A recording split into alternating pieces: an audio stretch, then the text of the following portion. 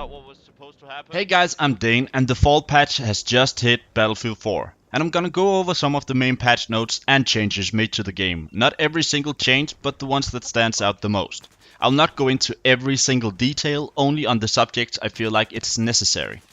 First of all, Operation Outbreak is out. Yes, the jungle map has finally hit, and it's here and it looks beautiful as hell. Can't wait to spend several hours on this map enjoying myself. That came out a bit wrong. You get this the same way you got the Night Operations DLC. You go into the Origin store and search for Community Operations, and it comes up as a purchasable DLC, but it's free, so just add it to your cart, check out, download, and enjoy. Moving on to the patch notes, first up is vehicle changes. Ground vehicles. Improved mobility and countermeasures to make vehicles more powerful overall. Air vehicles. Added below radar support, improved countermeasures and overhaul AA missiles balance for a more dynamic setup. Vehicle weapons. Rebalanced vehicle weapons to give a more meaningful spectrum of choices between competing options per vehicle. All weapons should have a good use case and niche now. Mobile anti-air, reduced effective range of MAA, so it has to advance into the fray a bit more, while still maintaining its role as the counter to aircrafts. Now, common vehicle weapon changes. Active radar. The new role of the active radar missile is long-range combat. It has worse tracking at low to medium range and the lowest damage of all of the AA missiles. The role of the passive radar is now focused on being anti-jet. It will have a good top speed and pre-firing. Heat Seekers is an easy fire and forget style missile now, for closer ranges than active radar with better damage and ammo available. Zuni rockets have received a changed speed and acceleration to give them a more natural trajectory. This does not affect the attack helicopter primary weapon. Gunner Incendiary has got an added blast damage to make it actually dangerous, improved velocity and increased range. Now it takes 3 seconds for the incendiary grenade to go live, up from the previous 0.5 seconds, with the blast damage at 60 increased from 0. Passenger miniguns in vehicles have received a boost to damage. It's now 6 to 12 up close, up from the previous 2 to 10, but with reduced max range. The damage drops off from 200 meters to 300 meters, down from the previous 250 meters to 500 meters. Countermeasures have received some changes as well. IR flares reduced the reload time to allow aircraft to get back into combat faster. Pop more flares to increase the duration of protection slightly. The reload time is now 15 seconds, down from 20. It works better against passive radar missiles, heat seekers, stingers, and Eagler missiles. ECM jammers, reduced reload, longer protection than flares, but also longer reload time than flares. The longer protection allows you to stay in combat for a bit, while with flares you have to run away almost immediately. It can also be used to prevent lock-ons, as an option for a very defensive player. Reload time reduced to 20 seconds from the previous 25 seconds. Active protection. Reduce both uptime and downtime. This means players will have to time usage better, and it will no longer stop a complete strafe from an aircraft. The reliability have been improved when active, so it's not just some random damage you gain all over the place like you did previously. Reload time reduced to 22.5 seconds from the previous 35 seconds. Uptime has been reduced to 2.5 seconds from 5 seconds. Removed early shutdown mechanic. Previously the protection would get cancelled earlier than the expected 5 seconds from a specific weapon. This will no longer be the case and will continue for the full duration. The red lights will no longer appear while the protection system is on cooldown. Now on to the air vehicle changes. Below radar has been enabled on all air vehicles. This means log-ons on your aircraft cannot be completed when below a certain height. Below radar triggers below 25 meters for helicopters and below 50 meters for jets. Affects all vehicle-based AA missiles, but none of the infantry-based ones, meaning that infantry AA still locks on even in the below radar zone. Critical damage models have been changed for aircraft to make them less likely to crash from a critical hit. Critical hits are meant to impair mobility, not crash and kill players. Critical behavior tweaked to make an aircraft less likely to crash when critically damaged. Helicopters should spin less and jets should pitch less. Helicopters' AA missiles hits consistently across the board. AA missiles now no longer fly through transport or scout helicopters.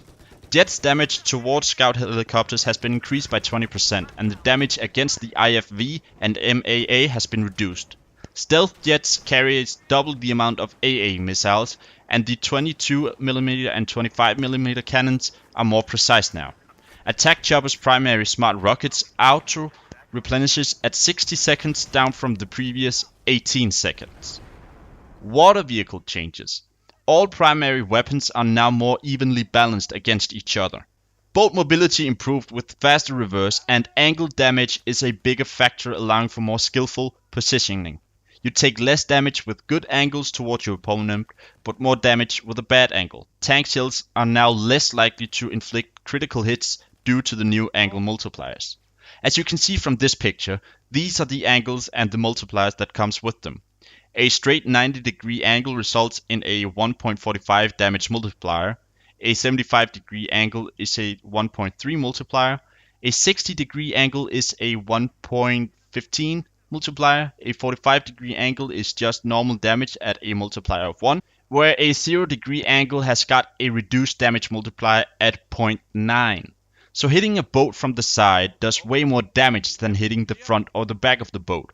Hopefully this will also make sure that boat pilots don't just keep one side towards a point or an enemy. This results in only one of your gunners being able to help defend or attack a point or an enemy, instead of the current one side towards the enemy, and thus only favoring one gunner, making the other one bored and, well, useless. So please, boat pilots, face a point or enemy straight on so both gunners can help you and you turn yourself into a much smaller target.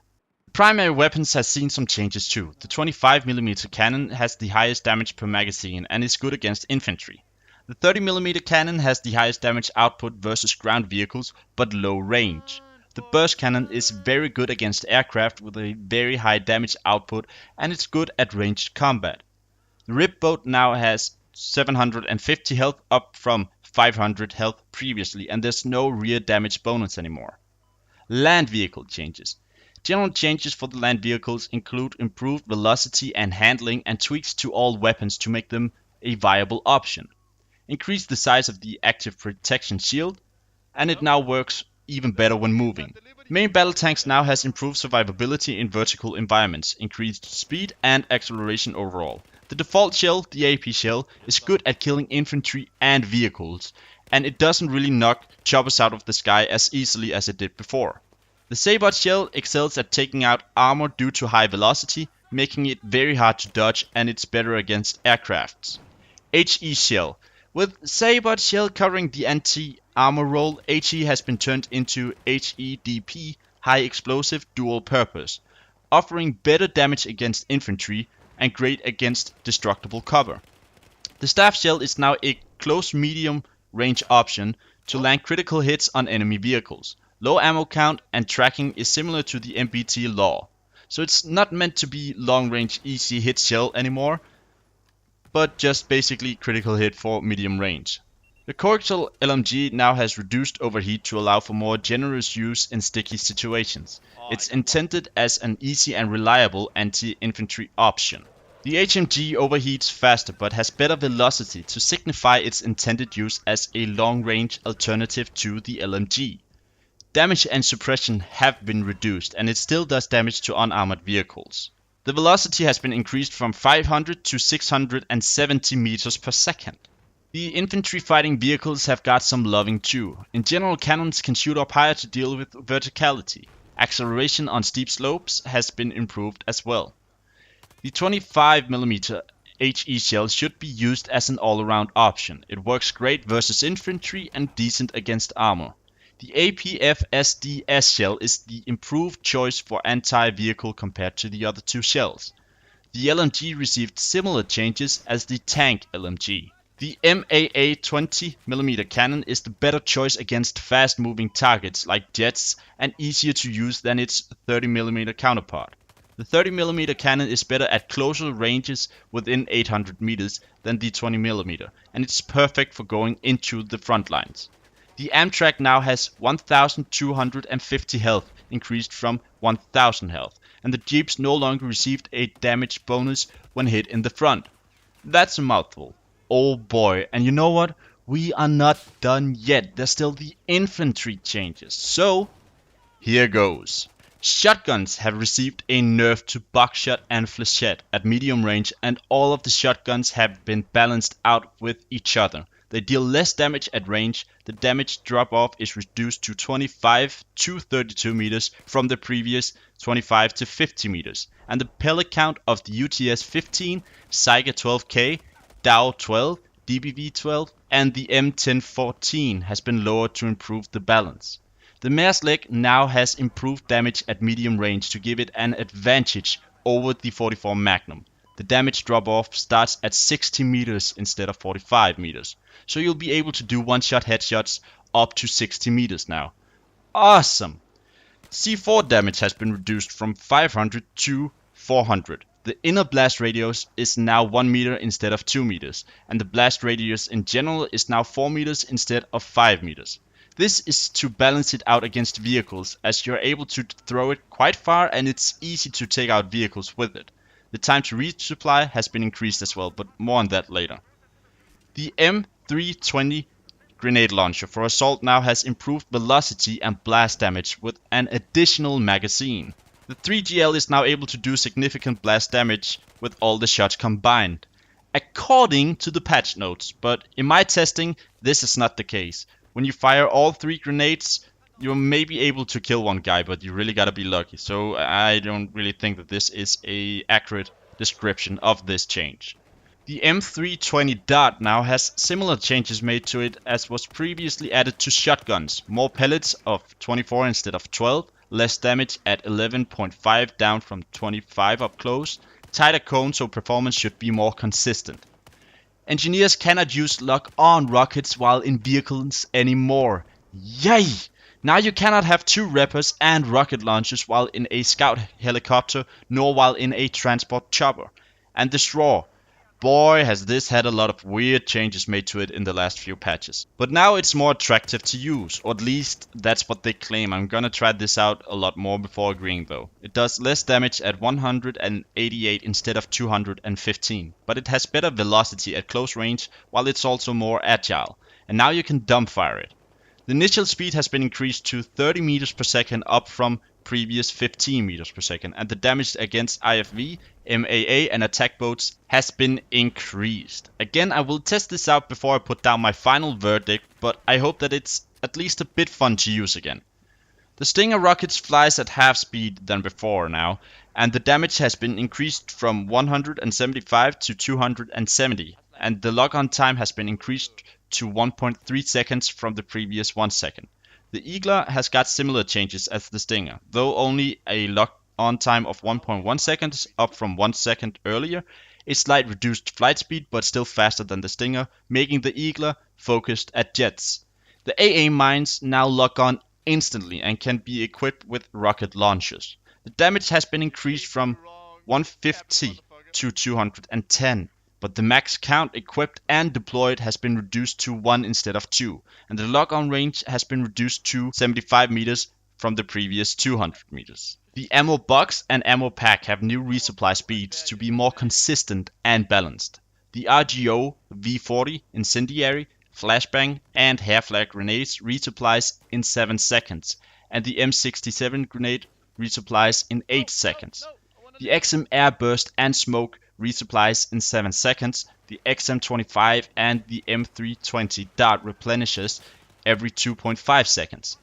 The M32HE, the LVG, the 3GL and Flash supplies every 7 seconds. C4 resupplies at 8 seconds, and the Engineer's rocket launches replenishes at 8 seconds as well. PTFO is a big deal in Battlefield 4, but it now rewards a lot more points than before. Capturing a flag in Conquest now provides 400 points instead of 150 points. A Conquest win ribbon now gives 300 points up from 1500. Obliteration bomb pickup score is now 150 up from 100. The possession score is 25 points per tick up from 10, and the win ribbon provides 2000 points up from 1500.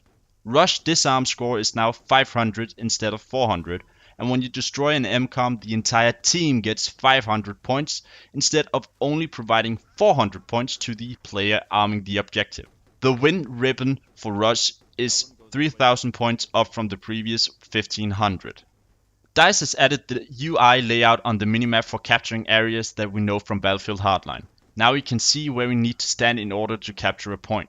They've also added the minimap mechanic to see whether or not the enemy player spotted on our minimap is above, on our level, or below us. If they're above, the icon scales up slightly with added transparency, and it scales down with added transparency if below us. Smoke grenades, XM25 smokes, and 40mm smoke grenades now unspot players inside of them when they explode. And lastly, smoke grenades now block the FLIR and IRNV scopes. Awesome! No more campers popping smoke with a IRNV or FLIR scope equipped. Thank God, I'm getting so sick of that. Well, I was getting so sick of that. Deep breath. Oh boy, that was a mouthful. I know this was a lot and my throat hurts a lot, but damn, there's been a lot of changes. And not only that, this new way of posting patch notes is awesome. Not only is it way more pleasant for the eyes to read, but the amount of detail is awesome as well. As said in the beginning of this video, I've only talked about the majority of the changes, but not every single thing, and I didn't go into detail with everything. So I'm posting a link in the description below so you'll be able to see all of the changes made with the exact details on the different subjects. I hope you found this useful. Personally, I don't like reading through notes like these, and it's way more pleasant for me to listen to someone talking about them. So I hope you found this useful and more pleasant than having to read through all of the changes. So you can just have a sip of coffee or Coke or milk and a cookie if that's your thing, and then just enjoy and listen to me ramble on about these changes. But I know my voice isn't really the thing you want to be listening to, but anyway, I can't wait to see just how all of these changes will play out in Battlefield from now on, as there's been a ton of changes, especially to vehicles. I might actually start using vehicles way more now. Who knows, especially the tanks and the choppers, because they have received some rather decent, if not awesome, buffs. So more on that on a later time, on a later date, in a later video. But I will be making notes throughout my next week of gaming in Battlefield 4 just to make sure that I get all of the intel and all of the info, and I get all of my thoughts down on paper for the next video. But now I've been rambling on for way too long. Almost 18 or 19 minutes actually, so yeah. That's it for this time, guys. I hope you enjoyed. Let me know what you think of these changes in the comments below, and what you're most excited about and what you dislike the most. So yeah, don't forget to like this video, share it with your friends, and subscribe for more and future content on my channel. And I'll see you guys in the next one. And I need some tea.